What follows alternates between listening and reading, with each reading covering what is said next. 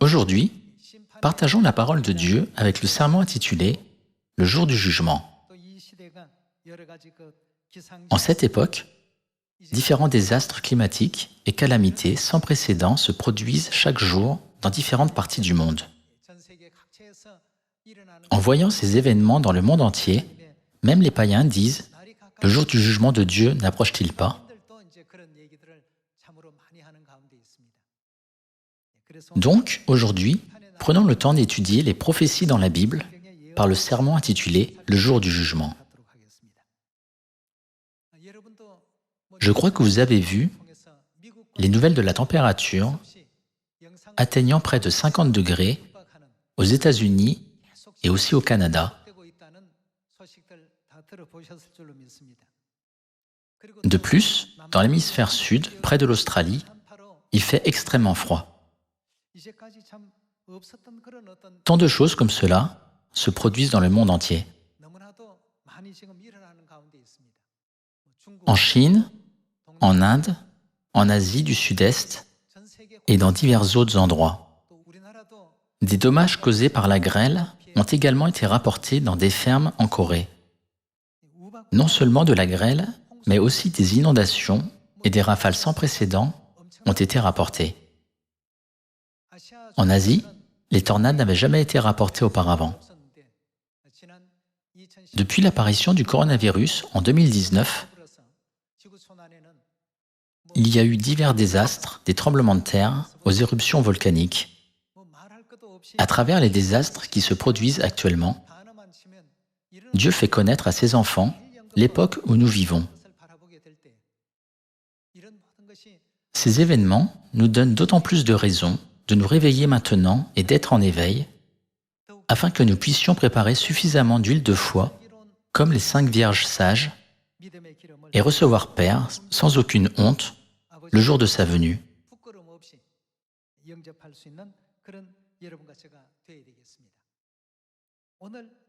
Le sermon d'aujourd'hui est sur le jour du jugement.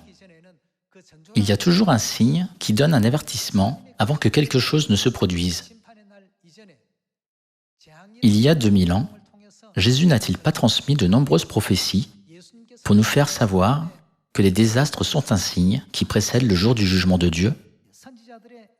Il y a également beaucoup d'écrits des prophètes.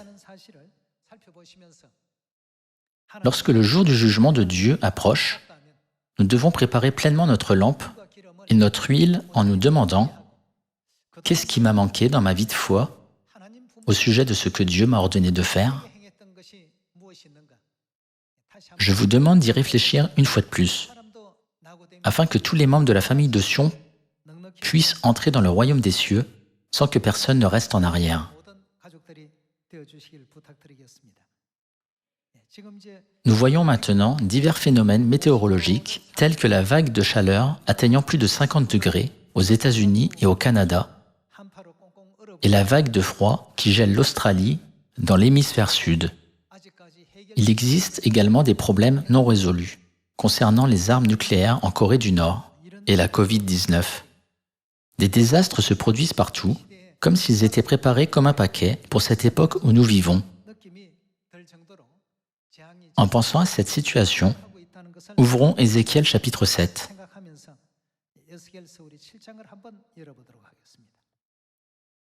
Ézéchiel chapitre 7, verset 5. Ainsi parle le Seigneur l'Éternel. Un malheur unique, voici il vient. La fin vient, la fin vient. Elle se réveille contre toi. Voici elle vient. La fin, ici, indique la fin du monde. Elle se réveille contre toi. Voici elle vient. Ton tour arrive, habitant du pays. Le temps vient, le jour approche, jour de trouble, et plus de cris de joie dans les montagnes. Maintenant je vais bientôt répandre ma fureur sur toi, assouvir sur toi ma colère. Je te jugerai, selon quoi? Tes voies. Qu'avons-nous passé notre temps à faire en vivant sur cette terre? Pourquoi sommes-nous descendus sur la terre? Si nous connaissons la raison pour laquelle nous sommes venus sur la terre, nous devons faire des efforts pour résoudre ce problème. Si nous sommes les âmes qui ont péché dans le ciel et qui ont été chassées sur cette terre, nous devons nous repentir du temps que nous avons vécu en nous opposant à Dieu et en désobéissant aux paroles de Dieu.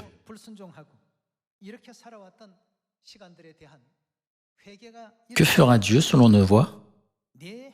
Dieu nous jugera. Verset 9. Mon œil sera sans pitié et je n'aurai point de miséricorde. Je te chargerai de tes voies et tes abominations seront au milieu de toi. Et vous saurez que je suis l'Éternel, celui qui frappe.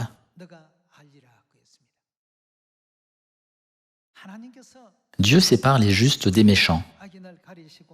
Il les charge de toutes les mauvaises actions qu'ils ont commises et les punit. Verset 10. Voici le jour, voici il vient. Le tour arrive, la verge fleurit, l'orgueil s'épanouit. La violence s'élève pour servir de verge à la méchanceté. Plus rien d'eux, de leur foule bruyante, de leur multitude. On ne se lamente pas sur eux. Le temps vient, le jour approche. Que l'acheteur ne se réjouisse pas, que le vendeur ne s'afflige pas, car la colère éclate contre toute leur multitude. Ce ne sera pas un désastre ordinaire comme ceux que nous avons vus auparavant, mais un malheur unique. Dans la version de la Bible en anglais, il est dit un désastre inouï, et dans une autre version, un désastre sans précédent. J'ai entendu dire que le variant Delta et un autre variant sont encore plus contagieux et se propagent plus rapidement que le virus originel. Par le passé, de telles épidémies étaient actives pendant une courte période, seulement en hiver. Elles disparaissaient peu après le printemps. Mais maintenant, la pandémie de coronavirus ne continue-t-elle pas à faire rage pendant toutes les 4 saisons, printemps, été, automne et hiver? Elle a commencé à l'hiver de 2019. Alors nous avons attendu le printemps en pensant « ça ira mieux après l'hiver ». Nous nous attendions à ce qu'elle s'atténue dans une certaine mesure dans les 3 mois. Mais, à l'approche du printemps, elle est devenue plus forte. Nous pensions, d'ici l'été, tous les virus mourront. Mais lorsque l'été est arrivé, elle était de nouveau à son comble. Nous avons dit, ça ira en automne. Mais elle est devenue plus active en automne. L'hiver est la saison pour les virus. Alors ils sont devenus plus actifs. Tant de temps a passé, mais ils ont varié encore et encore. Ces variants inconnus, comme le variant Delta, continuent d'apparaître. Nous ne pouvons donc pas baisser la garde dans la situation actuelle. Dieu a dit que lorsque des désastres sans précédent, dont nous n'avions jamais entendu parler, se produiraient autour de nous, il jugerait et punirait les méchants. À ce sujet, Jésus nous a avertis lorsqu'il est venu sur cette terre il y a 2000 ans. Voyons Matthieu, chapitre 24, verset 7. Une nation s'élèvera contre une nation, et un royaume contre un royaume. Et il y aura, en divers lieux, des famines et des tremblements de terre. Tout cela ne sera que le commencement des douleurs. Ici, il est dit que tout cela ne sera que le commencement des douleurs. Continuons avec le verset 3. Il s'assit sur la montagne des Oliviers, et les disciples vinrent en particulier lui poser cette question. « Dis-nous, quand cela arrivera-t-il, et quel sera le signe de ton avènement ?» Tout d'abord, ils ont posé la question sur sa venue. Et quelle était leur seconde question? Et de la fin du monde. Les disciples ont demandé à Jésus « Quel sera le signe de la fin du monde ?» La réponse de Jésus à cette question était « Une nation s'élèvera contre une nation, et un royaume contre un royaume. Et il y aura, en divers lieux, des famines et des tremblements de terre. Tout cela ne sera que le commencement des douleurs. » Il voulait dire, lorsque l'heure du jugement de Dieu approche, beaucoup de choses sans précédent dont nous n'avons jamais entendu parler se produiront autour de nous. De nos jours, il y a tant de choses qui se produisent autour de nous. Même dans les régions du nord des États-Unis, près du Canada, la température atteint 50 degrés chaque jour. Ces régions sont situées à une latitude beaucoup plus élevée que la Corée. Bien que ces pays soient situés au nord, il y a beaucoup de victimes en raison de la chaleur qui dépasse 50 degrés chaque jour. On dit que nous sommes maintenant confrontés à un climat que nous n'avons jamais connu auparavant. Tous ces phénomènes se produisent-ils par hasard? Voyons Luc, chapitre 21, verset 9. Chaque fois que quelque chose comme cela se produit, les gens demandent « N'approchons-nous pas du jour du jugement dont le christianisme parle ?» Même les gens qui ne croient pas en Dieu se posent maintenant des questions comme celle-ci. Voyons Luc, chapitre 21, verset 9. Quand vous entendrez parler de guerre et de soulèvement, ne soyez pas effrayés, car il faut que ces choses arrivent premièrement, mais ce ne sera pas encore la fin. Alors il leur dit, une nation s'élèvera contre une nation, et un royaume contre un royaume. Il y aura de grands tremblements de terre, et, en divers lieux, des pestes et des famines. Un autre mot pour la peste est la maladie infectieuse. Le coronavirus et le choléra sont des types de maladies infectieuses.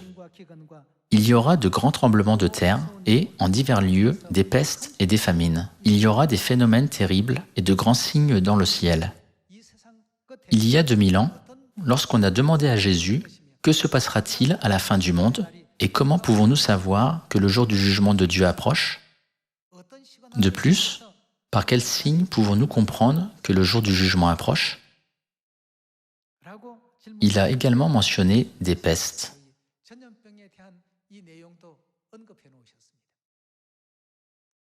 Ce n'est pas la peste que nous avons connue dans le passé. Puisque nous ne connaissions pas le coronavirus, auquel nous sommes maintenant confrontés, il a fallu plus d'1 an pour fabriquer un vaccin. Puisqu'une telle épidémie ne s'est jamais produite, le monde entier s'est uni pour créer un vaccin et injecter le vaccin pour combattre le virus. Cependant, malgré tous ces efforts, un autre variant, le variant Delta, est apparu.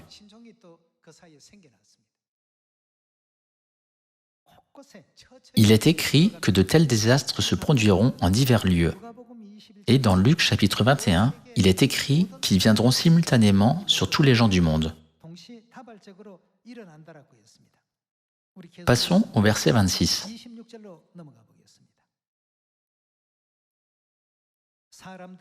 Les hommes rendant l'âme de terreur dans l'attente de ce qui surviendra pour la terre, car les puissances des cieux seront ébranlées. Alors on verra le Fils de l'homme venant sur une nuée avec puissance et une grande gloire. Quand ces choses commenceront à arriver, redressez-vous et levez vos têtes, parce que votre délivrance approche. Lorsque le monde approche du jour du jugement, ceux qui suivent la vérité de Dieu approchent du jour de la rédemption. Voyons le verset 34. Prenez garde à vous-même, de crainte que vos cœurs ne s'apesantissent par les excès du manger et du boire, et par les soucis de la vie, et que ce jour ne vienne sur vous à l'improviste. Car il viendra comme un filet sur tous ceux qui habitent sur la surface de toute la terre. Ne seriez-vous pas d'accord pour dire que la pandémie de coronavirus, dans laquelle le monde entier souffre en commun, est un événement qui arrive simultanément à tous ceux qui vivent sur la terre? Il viendra comme un filet sur tous ceux qui habitent sur la surface de toute la terre. Verset 36. Alors, que devons-nous faire? Veillez donc et priez en tout temps, afin que vous ayez la force d'échapper à toutes ces choses qui arriveront et de paraître debout devant le Fils de l'homme. Devrions-nous considérer cet événement comme une simple maladie dont les professionnels de santé parlent? Ou devrions-nous le considérer comme l'accomplissement de ce que Dieu a prophétisé? Si ce que Dieu a dit est accompli, cela veut dire que le jour de la rédemption de Dieu approche. Ne pouvons-nous pas tous clairement voir que le jour du jugement approche? Ouvrons Ésaïe chapitre 46, verset 10. J'annonce dès le commencement ce qui doit arriver, et longtemps d'avance ce qui n'est pas encore accompli. Je dis, mes arrêts subsisteront, et j'exécuterai toute ma volonté. C'est moi qui appelle de l'Orient un oiseau de proie, d'une terre lointaine un homme, pour accomplir mes desseins. Je l'ai dit, et je le réaliserai. Je l'ai conçu, et je l'exécuterai. Dieu nous a fait savoir que ce que Dieu avait dit serait certainement accompli, et que ce que Dieu avait conçu serait certainement exécuté par Dieu lui-même.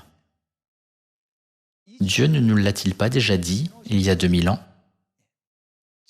Il y aura, en divers lieux, des famines, des tremblements de terre et des pestes.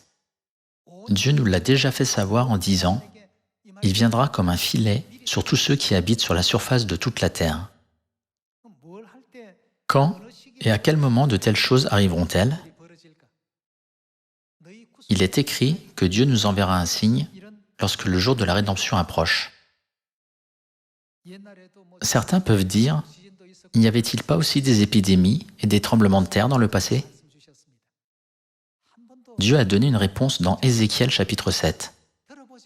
Dieu nous éveille au fait que des choses sans précédent se produiront avec une intensité inouïe.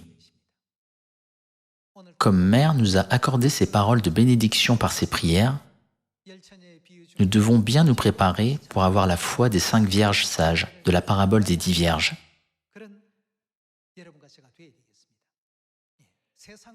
Bien que le monde regarde tous ces événements d'un point de vue médical, ne devrions-nous pas regarder les événements de cette génération d'un point de vue prophétique? Puisque Dieu voit dès le commencement ce qui doit arriver et gouverne le monde, voyons ce qui se passe à la fin du jugement en allant à 2 Pierre chapitre 3, verset 10. Le jour du Seigneur viendra comme un voleur. En ce jour, les cieux passeront avec fracas. Ceux qui croient sentiront que le jour du jugement arrive bientôt.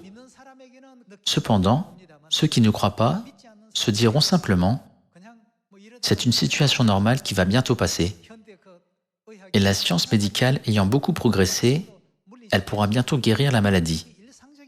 À ceux qui pensent que tout s'est passé comme d'habitude, ce jour viendra comme un voleur, et ils ne pourront pas y échapper. Voyons de nouveau le verset 10. Le jour du Seigneur viendra comme un voleur.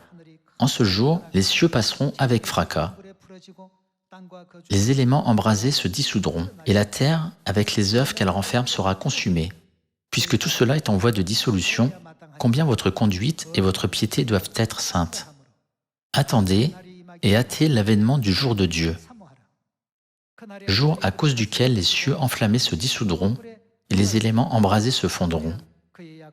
Mais nous attendons, selon sa promesse, de nouveaux cieux et une nouvelle terre où la justice habitera. C'est pourquoi, bien-aimés, en attendant ces choses, que devons-nous faire? Appliquez-vous à être trouvés par lui sans tache et irréprochables dans la paix.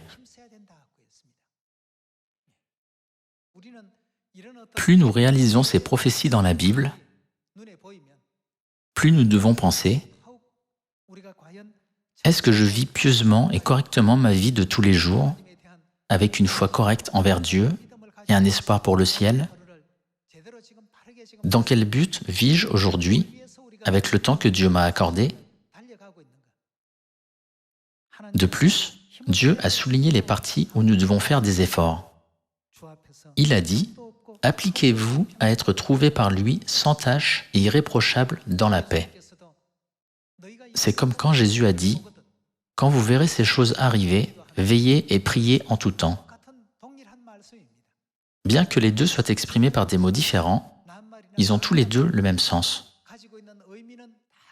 Certains peuvent penser « Beaucoup de gens ont été vaccinés, alors à partir de maintenant, ça ira mieux. Pourtant, ceux qui pensaient que cela irait mieux ont été infectés par le virus. Bien sûr, être vacciné est très important. Mais avant de penser au vaccin, nous devons d'abord penser à la raison pour laquelle ce genre de phénomène, qui domine maintenant le monde entier, s'est produit. Devrions-nous examiner ces circonstances d'un point de vue médical ou d'un point de vue prophétique? Ceux qui analysent les choses uniquement du point de vue médical peuvent en venir à se moquer du point de vue prophétique. Cependant, nous croyons en Dieu. Ce sont les prophéties que Dieu a dites. Dieu, qui voit dès le commencement ce qui doit arriver, nous a donné ces paroles. Dieu a dit, à la fin, cette terre sera confrontée au jugement dernier de Dieu et sera détruite par le feu.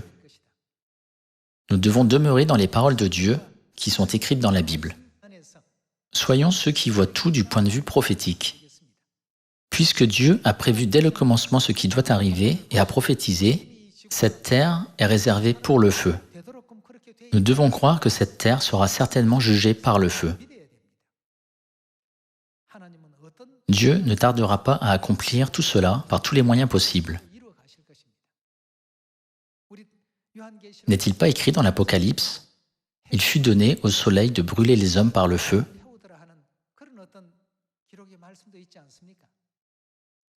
Tout ce qui a été écrit dans la Bible a été accompli avec précision, en présence des hommes selon son temps. Puisque Dieu nous éveille par ses prophéties, nous ne devons pas vivre comme ceux qui ne se réveillent pas et ne se préparent pas à leur jugement. Nous ne devons jamais être comme ceux qui ne croient pas aux prophéties. Maintenant que le royaume des cieux est sous nos yeux, veillons et soyons en éveil encore plus pour édifier notre foi. Prions aussi continuellement pour être ceux qui sont sans tache et irréprochables, en suivant gracieusement les paroles de Père et Mère. Voyons un verset de plus concernant le jugement de Dieu en allant à Ecclésiaste chapitre 3. Voyons le verset 17. J'ai dit en mon cœur, Dieu jugera le juste et le méchant, car il y a là un temps pour toute chose et pour toute œuvre. Il est clairement écrit, Dieu jugera le juste et le méchant, car il y a là un temps pour toute chose et pour toute œuvre. Frères et sœurs, le temps où nous pouvions prêcher librement ne vous manque-t-il pas? Le temps où tous les membres de notre famille de Sion se réunissaient et étudiaient ensemble les paroles de Dieu ne vous manque-t-il pas? Il y a un temps pour tout. Une fois que ce temps passe, c'est irrévocable. Certains penseront « J'aurais dû travailler plus dur. Si cette pandémie ne prenait jamais fin, que nous ne pouvions pas nous revoir et qu'après cela, la fin venait, le temps où nous ne prêchions pas pleinement l'Évangile resterait simplement comme un moment triste et plein de regrets dans notre vie. En prêtant une attention particulière à tous les problèmes mondiaux qui se déroulent devant nous, nous pouvons certainement sentir que le jour où Dieu jugera les justes et les méchants est très proche. Continuons à lire Ecclésiaste chapitre 12, verset 15. Écoutons la fin du discours. Crains Dieu et observe ses commandements. C'est là ce que doit faire tout homme. Car Dieu amènera toute œuvre. Ici, toute œuvre indique tout ce qui nous vient à l'esprit. Tout ce que nous avons décidé de faire, ce que nous exécutons, et tout ce qui sort de notre bouche. Car Dieu amènera toute œuvre, même les choses que nous voulons garder secrètes. Que fera Dieu? Il les amènera toutes, en jugement, soit bien, soit mal. Nous ne devrions pas penser « ça ira parce que personne ne le sait ». Au contraire, nous devons marcher correctement sur le chemin de la foi approuvé par Dieu. Allons à Ecclésiaste chapitre 12, verset 1. Jeune homme, réjouis-toi dans ta jeunesse, livre ton cœur à la joie pendant les jours de ta jeunesse. Marche dans les voies de ton cœur et selon les regards de tes yeux. Mais sache que pour tout cela, Dieu t'appellera en jugement. Ici, Dieu a dit, « Jeune homme, réjouis-toi dans ta jeunesse. Livre ton cœur à la joie pendant les jours de ta jeunesse. Marche dans les voies de ton cœur et selon les regards de tes yeux. » Ce qui signifie qu'il est libre de faire n'importe quoi. Mais sache que pour tout cela, Dieu t'appellera en jugement. Cela se produira exactement comme Dieu a dit. Chacun fut jugé selon ses œuvres. Nous ne sommes pas nés sur cette terre sans aucun but ni signification. Les péchés que nous avons commis dans le ciel, qui sont enregistrés dans notre passé, sont les raisons pour lesquelles nous avons été chassés sur cette terre. Alors, que devons-nous faire en vivant sur cette terre? Dieu est devenu une victime expiatoire pour nos péchés, et il a ouvert le chemin glorieux pour que nous puissions retourner dans le royaume des cieux. Alors, devrions-nous vivre comme tous les gens de ce monde, sans aucun espoir pour le ciel, et sans connaître les prophéties de Dieu? Ou, puisque nous savons pourquoi nous vivons sur cette terre, ne devrions-nous pas vivre une vie de repentance, en obéissant à la parole de Dieu et en marchant correctement sur le chemin qui nous conduit au ciel? Pour les gens de ce monde, le royaume des cieux n'est pas le but ultime de leur vie. Par conséquent, à mesure que le temps de quitter ce monde se rapproche d'eux, ils errent de plus en plus. Ils se demandent quoi faire en vieillissant. Ils sentent certainement que le temps de quitter ce monde viendra bientôt, car leur corps physique et leur santé ne s'améliorent pas avec le temps. Ils ne savent pas vivre sans avoir un corps jeune et une bonne santé.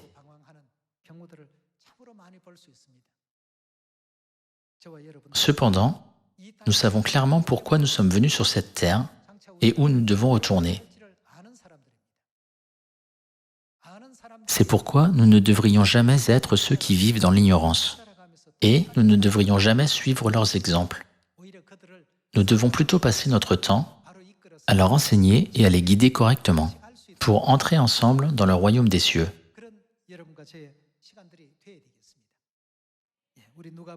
Retournons à Luc chapitre 12. Luc chapitre 12, verset 54.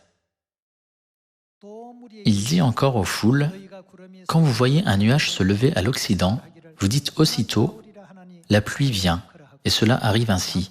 Et quand vous voyez souffler le vent du midi, vous dites, « Il fera chaud », et cela arrive. Hypocrite, vous savez discerner l'aspect de la terre et du ciel. Comment ne discernez-vous pas ce temps-ci? Et pourquoi ne discernez-vous pas de vous-même ce qui est juste?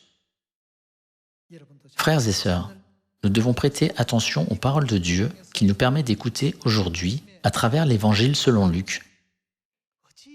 Comment ne discernez-vous pas ce temps-ci? Nous ne devrions pas simplement penser que tout reviendra à la normale une fois la pandémie de Covid-19 terminée. Nous devons réaliser pourquoi ces choses se produisent. Certains des phénomènes sont des pestes inouïes, c'est-à-dire des maladies contagieuses. C'est parce que le temps prophétisé pour le jugement arrive bientôt. Même si ce genre de maladie est venu sur les gens du monde, si nous ne savons pas comment discerner ce temps présent, Dieu aura le cœur brisé. Avant novembre et décembre 2019, personne n'a jamais imaginé que la pandémie de Covid-19 viendrait. Soudainement, cette maladie s'est infiltrée dans notre vie quotidienne et s'est répandue dans le monde entier. Il n'y a aucun moyen d'échapper à cette situation. Et il n'y a pas un pays qui n'a pas été affecté par le coronavirus. Par conséquent, faisons un effort supplémentaire pour étudier la parole de Dieu et prêter attention aux enseignements de père et mère. Gardons toujours dans nos pensées ce que nous devons faire pour nous préparer à entrer au ciel. Dieu a dit que ce dernier moment viendrait soudainement sur le monde entier. Il viendra de cette manière. Puisque Dieu a dit qu'il viendrait soudainement, aidons-nous les uns les autres à fortifier notre foi pour bien nous tenir devant Dieu. Je sais qu'il y a encore de nombreux obstacles dans notre vie, y compris des difficultés financières et nos conditions de vie dues au coronavirus. Cependant, veuillez ne pas oublier que toutes ces choses sont les signes qui nous permettent de réaliser à quel point le royaume des cieux est vraiment proche. Je vous demande sincèrement à tous de persévérer et d'édifier votre foi pour bien vous tenir devant Dieu. Par cela, j'aimerais conclure le sermon d'aujourd'hui. Merci beaucoup.